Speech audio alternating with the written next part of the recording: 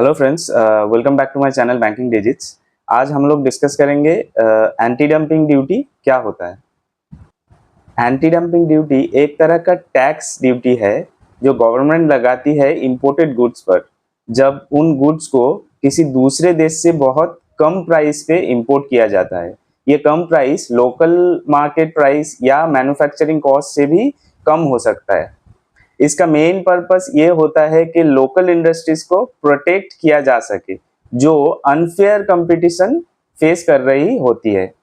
Anti dumping duty का मतलब हम लोग थोड़ा सा एग्जांपल के साथ डिस्कस करते हैं। सोचो, एक फॉरेन कंपनी अपने प्रोडक्ट्स इंडिया में बेच रही है और वो अपने प्रोडक्ट्स इतने सस्ते दाम पे बेच रही है कि इंडियन कंपनीज compete नहीं कर पा रही है।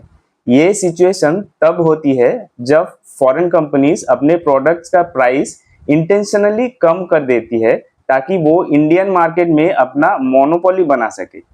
इस प्रोसेस को डंपिंग कहते हैं। तो डंपिंग से लोकल मैन्युफैक्चरर्स को नुकसान हो सकता है क्योंकि उनके प्रोडक्ट्स का प्राइस इंटरनेशनल प्रोडक्ट्स से मैच नहीं कर पाता। इस चीज से बचने के लिए गवर्नमेंट एंटी डंपिंग ड्यूटी लगाती है ताकि अनफेयर प्राइस डिफरेंस को बैलेंस किया जा सके। अभी हम लोग थोड़ा समझ लेते हैं एंटी डंपिंग ड्यूटी कैसे काम करती है।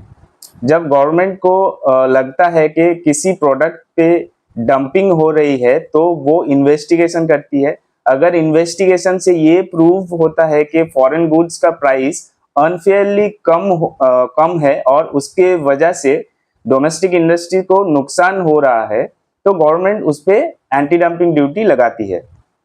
ये ड्यूटी वो डिफरेंस कवर करती है जो इंपोर्टेड प्रोडक्ट्स का लो प्राइस और डोमेस्टिक प्रोडक्ट का फेयर प्राइस के बीच होता है।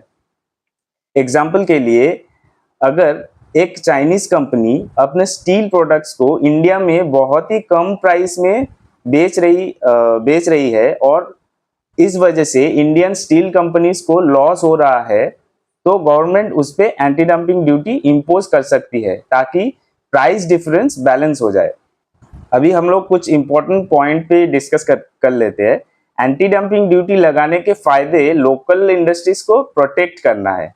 सो एंटी डंपिंग ड्यूटी लगाने से लोकल मैन्युफैक्चरर्स अपने प्रोडक्ट्स को compete करने के लायक प्राइस पे बेच सकते हैं और उनका बिजनेस सर्वाइव कर सकता है।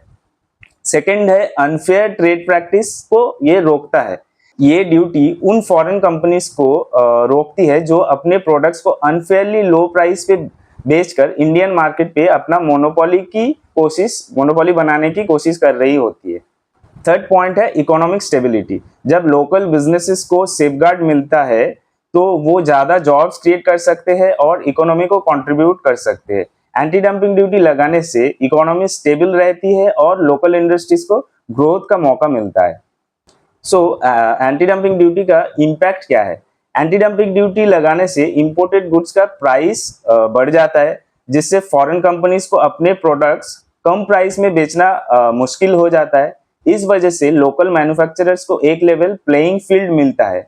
लेकिन एक ड्रॉबैक ये भी है कि जब इंपोर्टेड प्रोडक्ट्स महंगे हो जाते हैं तो एंड कंज्यूमर्स को भी हायर प्राइसेस पे करने पड़ते हैं।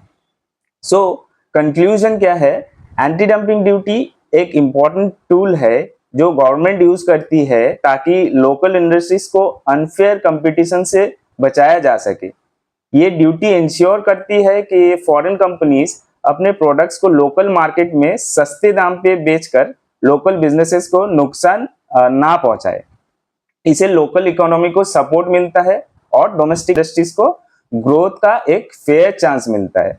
सो इस ड्यूटी का मेन ऑब्जेक्टिव यही है कि मार्केट में फेयर कंपटीशन बने रहे और किसी भी कंट्री का लोकल बिजनेसेस को अपने प्रोडक्ट सेल्स करने में कोई मुश्किल ना हो। सो आई होप आपको ये वीडियो अच्छा लगा होगा एंड जो मेन टॉपिक है ये आपको समझ में आ गया होगा। So thank you for watching. Please like the video and subscribe to my channel.